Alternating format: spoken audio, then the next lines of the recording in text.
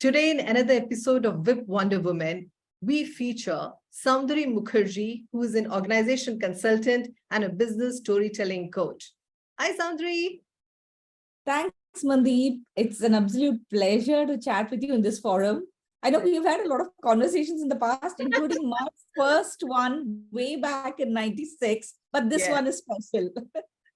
I know. I must tell people that Soundari is an alumna of IIM Calcutta, and she worked in the finance, operations, banking in organizations like Unilever and ANZ Grindlays before jumping into the entrepreneurship bandwagon with her company called TSoL, and in the new avatar, Soundbites 11, right? Absolutely. And I wanted to tell you that she works with university as a visiting faculty, of course. She's worked with law firms, banks, consulting firms, and she's very passionate about the startup ecosystem and has been also organizing programs for women. And that's how we recently reconnected, and we spoke about a lot of things that she's passionate about, providing opportunities to women during her work that she has been doing. And I just wanted to have her here and share all the work that she's been doing and what we have been trying to tell all the WiP women about reinventing themselves. And that is, you're a great example of that, Soundari. I particularly love the name that you've put, while it's Women in Power, but I also like what it could stand for in the ordinary context of work in progress, which because pretty much sums my life. We all are.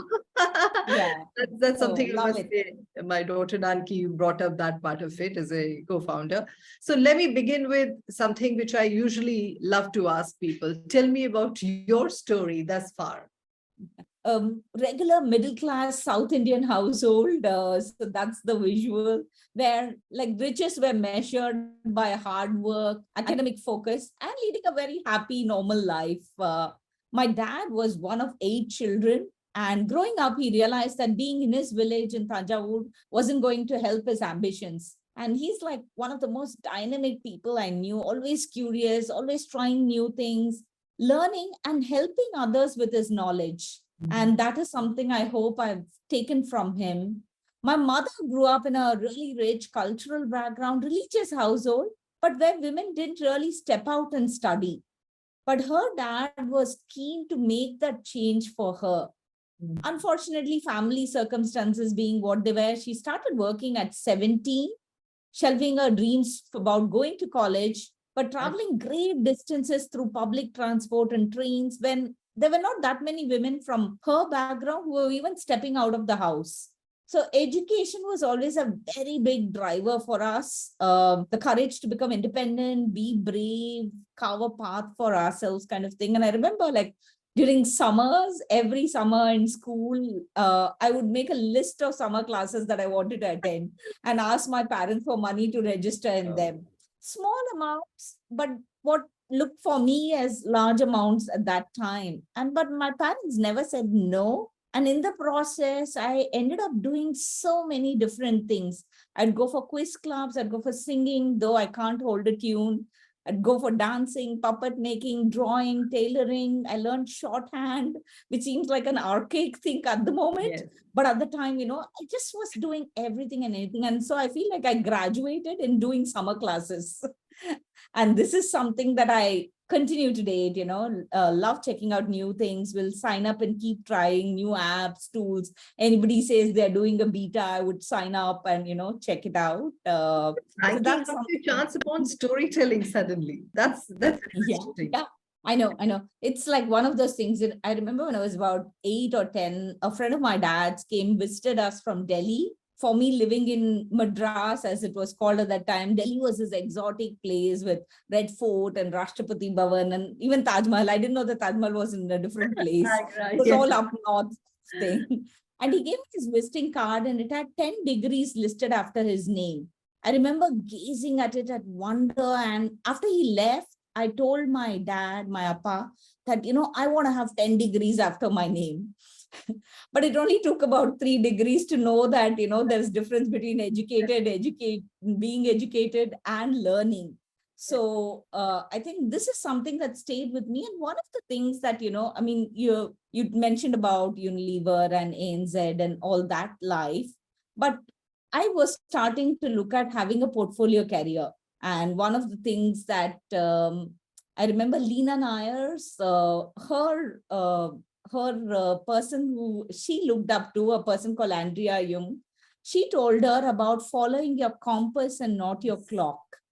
And that stayed with me because careers were changing, and maybe we can talk about the career bit later. But I was listening to John Flint, who is one of the past CEOs of HSBC, and he says that in his 30-year career, he has produced 1 million PowerPoint slides, and nobody remembers a word of what he wrote in that. But he also told stories along the way, personal stories of high points, low points, successes, failures, and people are still talking about it, though he's no longer with the firm. So stories in that sense are a great way to engage with people. They say always that facts and figures go to the head and stories go to the heart, and hence it leads to that engagement. So that is something that I think organically, it was not as if, I woke up one day and I had that flash of insight. It was something that was building up over a period of time, seeing people engaging, seeing leaders engaging, who are the ones who are really working in change and making that difference. And also hearing equally that some of our leaders are not inspiring. When they talk, people don't understand them. People don't remember them. They're boring. They are forgettable. Sometimes people also say that our values are just something on the wall. Oh, that's true. But we don't see them in action. Yes. Yeah, absolutely. So I think looking at all this made me realize about the natural power of stories. And it's not just about storytelling. We don't want to become better storytellers unless you are in that field, but you want as leaders to be more effective. That's true. And one of the first things that you tell people is that I'm helping you achieve fantastic results using a simple tool, which is storytelling. So it's a powerful tool that you can just add to your repertoire. And that's like sort of one of the reasons. And I've seen that in action, especially during when we talk about the future of work and when we look at hybrid and all that.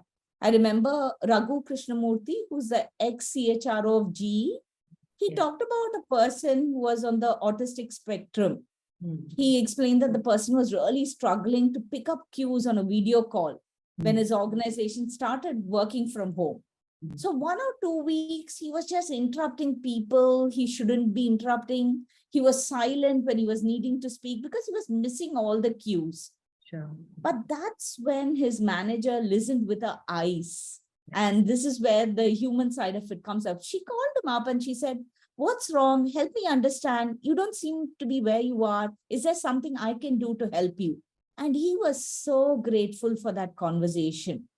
He told her that he was on the autistic spectrum because it was not very obvious. And he said, "I'm really struggling with the natural, normal conversational cues." So she said, "Okay, I'll figure out a solution for you." Sure. And she instituted a protocol over the next couple of meetings that every time somebody wanted to interrupt, they would hold up a pink slip. Okay. Or if they finished speaking, they would say, "Roger," just like you do in a walkie-talkie kind of a thing. So people found it strange at the beginning. You can imagine that, Mandeep. But she said that one of her colleagues is having difficulty following this. So I'm instituting these rules so that no person is left behind. Fantastic. Yes. Oh, I think that is a remarkable story. Soundari, what has been the hardest part? Because I know between moving countries, motherhood, also reinventing yourself in so many ways. I always ask this thing to people who are self-employed or start their own work, that which has been the hardest part. Specifically, you knew it, your mom knew it, your husband knew it, how talented you were. And you were putting a kind of a really hold on, a pause on your career and taking on a lot of things. And over the years, post Grindlays, I have seen your pottery making. I have seen so many things that you have done. So please tell me that what was the hardest part? Yeah. Sometimes these challenges are challenges only in retrospect, right? At that point of time, you're in the thick of things. But the learning happens in reflection of experiences. So I think it's a great question to sit and reflect also what it is. I call myself CEO, which is Chief Everything Officer. Good one. So as somebody, and you will relate to this. So you think up of an idea, you type out the idea on or proposal on a comp or a paper, wherever, and then you put it on an envelope, you seal the envelope, you lick the stamp, you post it, then you do the follow-up. So you're really the one person, especially as a solopreneur. Of course, as an entrepreneur, you don't have to work alone. But for me, in my case, that's the thing. So it's almost like, you're going skydiving. You have this parachute on your back, you're linked up to this instructor, you're standing on the edge with your arms flared out, looking at the sky and the world below. There's this whole adrenaline rush that's coming, which is partly fear, which is partly excitement. So just that fear to get out of that comfort zone. The first battle is always with yourself. Yes. Right. I remember Martina Navratilova was asked once about, how do you continue playing when you're 40? And she said, the tennis ball doesn't know my age. Good one. Most of the game is played between that 6-inch space between your 2 years. That's where the game is. And that's, I think, dealing with yourself, that's the single biggest challenge. For me specifically, especially when I moved to Hong Kong, I didn't have a corporate life here when I started. So when you're starting as an entrepreneur without that corporate connection, there can be challenges on business development around it. How do you do it? So I used to, different country, different system, ecosystem. Exactly. Yeah. Right. So I spent a lot of time in my own version of hustle, which is attending a lot of chamber events, a lot of networking events, going there, preparing ahead, finding out who's going to be there and trying to just have one or two conversations. I was not doling out visiting cards or receiving loads of visiting cards. I focused on, specifically looking at who do I want to connect with? Who can I learn from? What is it that I want to know about this space? So it was a very conscious kind of a networking, but with the intention of just finding out more about what works here, what's going on here, with all that curiosity of what can I learn from here, which can ultimately, of course, connect back to my work as well. I remember there was this interview series that I was doing called Handshake, and I wanted to connect with one particular person who was going to be on a panel. So I landed up for the panel discussion. I sat right in the first row. And after the panel discussion was over, just walked up to him and said, I'd like to interview you for this. And, it'd be really great. We're not having so many local folks coming on to this show, and we'd love you to do it. And it was just like 1 minute taken aback, but he probably gave me his card, and very kind of him. He came on the show. So I think some of it is just going out of that fear factor first and going ahead and just doing it, part of it. And also sometimes, and you've done this, Mandeep, I mean, sometimes it's just looking at it as a self-competition. That's true. That's the big you're only setting the bar for yourself. Considering you came from banking and whole working with consulting and Unilever and everything, between the left brain and the right brain, which one of it gets used more now? I love to ask specifically because you've had so many changes and you're still evolving. Yeah. I mean, sometimes I say that I have my accountant on one shoulder and I have the human side of the work on the other shoulder. One is a devil, one is an angel, and I shall not say which is which, but somehow they all are nicely integrated in some ways. It's always a bit of both, right? There's so much of creativity in the work that we do, in storytelling as well. And Brené Brown talks about stories as data with a soul. So you're still using data. It's not a vendetta against bullet points or anything. You're still using the data, but you're embellishing it with a story so that you can bring the data in the correct insight. You're combining both together. And I think it's more and more, especially as I age, I think it's more and more also figuring out that the brain has a delete button. So it's like a garden. You're seeding, farming, and you're also pruning so that it's a better brain garden. How do you Marie Kondo your brain? Keep things that spark joy for you, feed what it needs to grow, sleep well, and rejuvenate and all that. And, to the thing about all these, when we were in school and college and all, there was on emphasis on learning and using those big words. You'd get full marks in school if you wrote all these complex arguments, right? But in the real world, after school, you realize how useless some of that part of the education is. It's rote, especially in today's world where everything is Googleable. That bit is the road bit. I think the real skill lies in dumbing it down so people can understand what you're Totally. saying. In fact, my ex-boss, CEO of HDFC Bank, he used to simplify everything in such a way that a guy in a remote place could understand what his vision was. And I think that is what matters at the end of the day, that do people get it, what you're trying to say, and do you get that? Indra Nui actually says this, that this is her hip pocket skill. How do you simplify the complex? And in a lot of her roles that she played, she was called in when anything needed to be simplified. Right. And I think that's what storytelling also does. It creates a messaging which is simple, which makes it memorable, sticky, and impactful. And I think that's the skill that we all need to learn. Absolutely. So now that I'm looking at what is Sound Bites 11 going to do, what gives you more fulfillment, what's in store for what kind of things are on your plate. I just saw that you got a director's certification and etc. You're coming to India more often now that your kids are studying overseas. So tell me, what is something which gives you fulfillment that you like to do in the days to come? Yeah, absolutely. I think, there was this Forbes article which talked about the stages of women's life. Saying that, in the 20s, it's about ambition. In the 30s, it's about culture shock. You're going into the workplace and it's not what it's meant to be. In the 40s, yes. Yeah, totally right. And you've seen that. And in the 40s, it's reacceleration. And at that time when the article was written, it says 50 plus a self-actualization. Hey. Yeah, well, I mean, I think at that time, maybe the whole life expectancy thing was maybe, much shorter. But today we are talking about 100-year life. Yes. So all these bands don't need to fit in that way. But I do look at it from a self-actualization point of view in terms of creating a portfolio of careers that you can look up and look to do those variety different things. Last weekend was Berkshire Hathaway's annual meeting, Warren Buffett's famous do.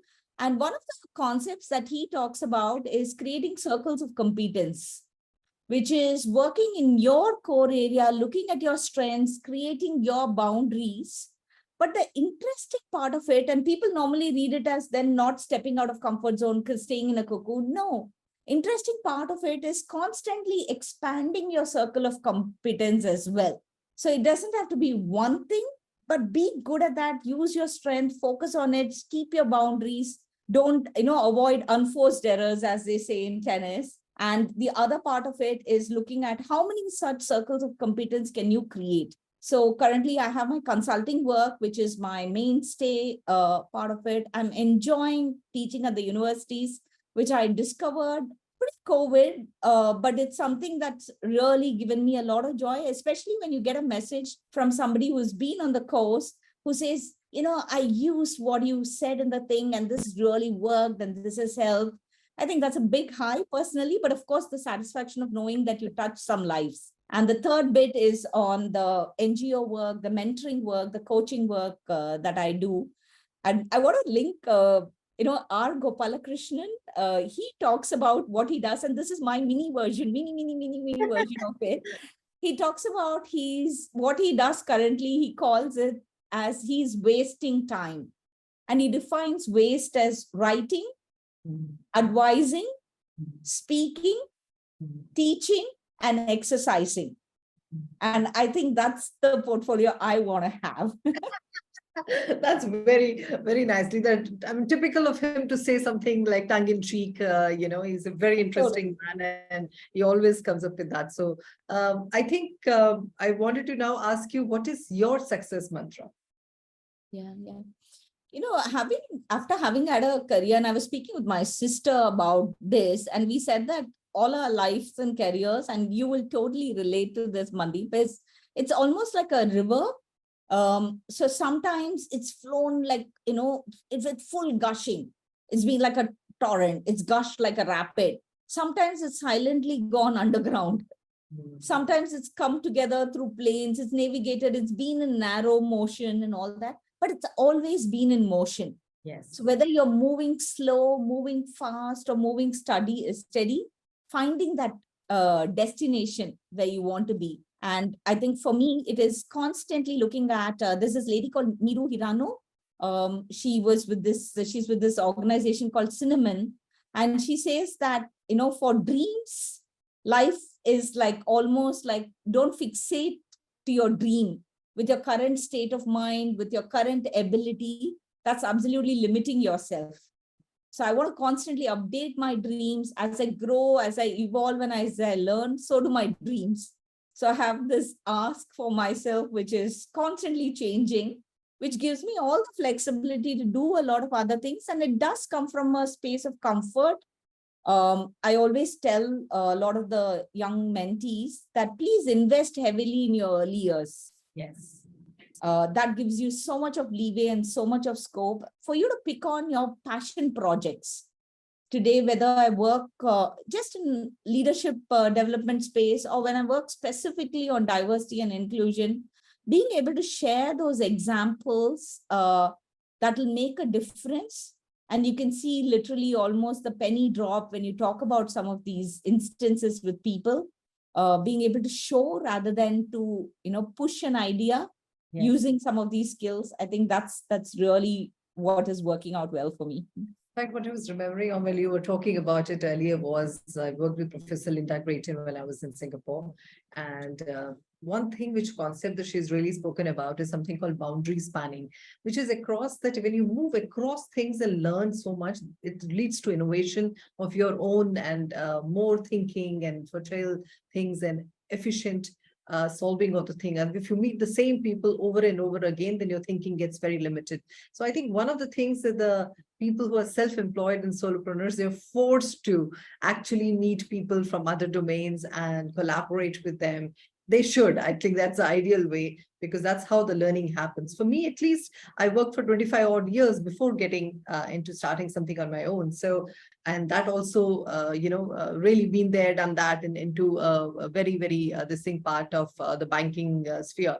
Consulting has been, that's why fun, and I can see that how you're enjoying this. I remember the quiz contest and once coming online and seeing it when I was in Singapore. That was something which you used to do very well, Soundari, and I keep hoping to see a lot of this work and following you on YouTube, and hope the WiP women can interact with you more and ask you something about, you should be on one of our panels and talk to us about a lot of things which are happening with women. We would absolutely would love that. In fact, I mean, to your point on this whole consultant space, and the kind of opportunities that it opens up, because people know I'm on this space, I constantly keep getting articles or people connected to me. And these are amazing people doing great work. Recently, somebody connected with me to a lady in the US who's working with career women.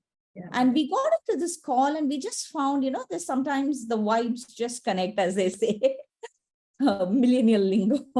But that's true. We just got talking, and we've created this series where it was started out of our conversation about how do you engage and retain women at the workplace. Yeah, I saw that one of yours. Yeah, wonderful chat. Yes. And this just came out of a casual connect. Somebody that I know here connected me saying, you both seem to be working on similar ideas. Why don't you talk? And we just fixed a call, and then we realized, and this is a whole series that's going to come up. We're going to release a few more videos around it. And it broadened my mind about some of the places that you can think about how these are actionable. Yes. There is a cultural context to some of these things, but we discussed a lot. And in this, what was interesting is that we were able to bring in a lot of examples of how things work. So that is an immediate takeaway for somebody, instead of just saying that this is the theory, it's important to be equitable and all that. Oh, I'm glad. I'm so happy to have you here today and to host you, Soundari. And I know that we have time limitations, but we will continue to hear from you. And I think we'll have the members follow you as we go on. Thank you so much for giving us some time. No, thank you. Absolutely. Thank you so much. I enjoyed this, and I'd love to come back anytime for any discussion. Chatting with you is a pleasure always. There is a Tamil movie director who says that, working with some people is like holding the hand of a breeze and walking in a garden. This felt like that. Thank you so much. You're welcome. Thank you so much, Soundari. Bye-bye. Bye.